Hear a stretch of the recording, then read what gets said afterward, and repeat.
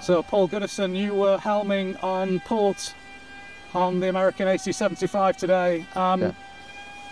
It looked like a frustrating day for the team. Technical problems with the boat because the breeze was in probably better than we thought.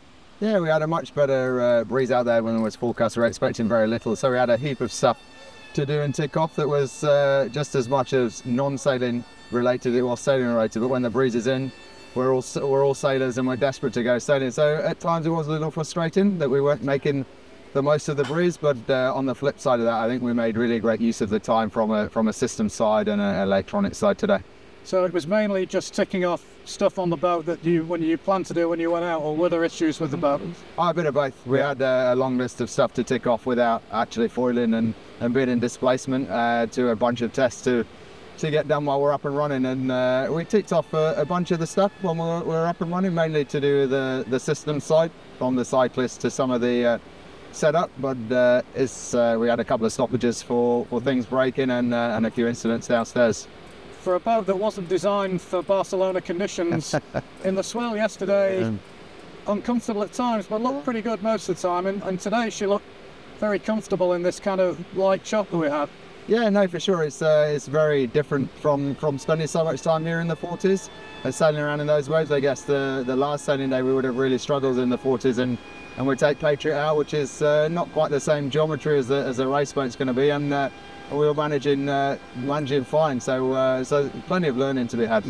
How different is the boat internally? I know you can't change an awful lot, but have you modified the boat downstairs? The boat is very different downstairs. You see with the new rules and a lot of the changes allowed within the new rules. We're obviously experimenting with that and trying to figure out how best to exploit some of the rule changes. Are you trying stuff out now that will go virtually straight onto the new boat?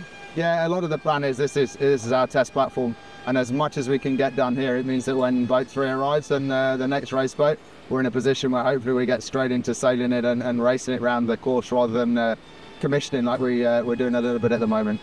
You mentioned a lot of learning about Barcelona in the 40s. How much of that from a helming point of view have you been able to transfer into sailing this boat? The 75's a very different boat. The basics are very similar, but this boat is very different from sailing around in the little 40s. So both are equally as much fun, but they're two very different challenges. Now, you've been sailing the AC-75, and that looks like it will be the focus certainly for the rest of this year. But when do you turn your attention to Jeddah as a team? When do you start to focus in on that? I think really the focus is on the 75 right through till Christmas. Jeddah, I think as soon as we get on the plane, we'll probably start tuning into Jeddah. It's quite low on the priority list for us as a team at the moment. The main focus is the 75 and trying to make I guess we're taking a bit of pain now to get a lot of less pain later when it comes to the launch of boat 3.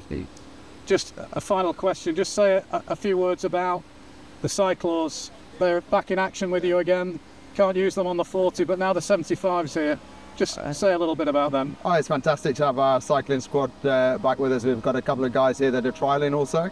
There's some new faces that got out on the boat for the first time and had their first experience of foiling, but they're obviously going to be one of the key parts to the campaign. You get the systems right and the cycling, and you get enough power to move things when you need to, you're going to be in a much better spot. So it's fantastic for the team, and it's also great to have the guys back with us.